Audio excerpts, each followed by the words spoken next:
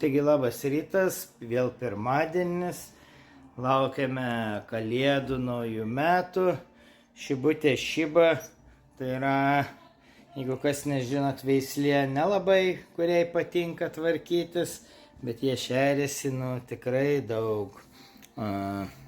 Jo, ir kitus šibukus galima tik sutvarkyti tiek, kiek jie leidžia, nes, yra, pavyzdžiui, šiba, šita.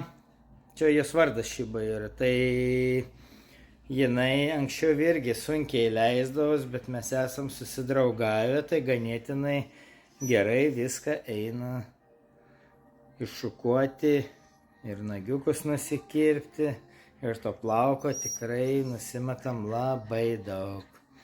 Taigi kas dar nespėjot susitvarkyti savo šuniukų, norit išsiprausti, išsikedent kailiuko, galite kreiptis į šuniukų spa pas Aidą. Maloniai priimsim. Ačiū visiems.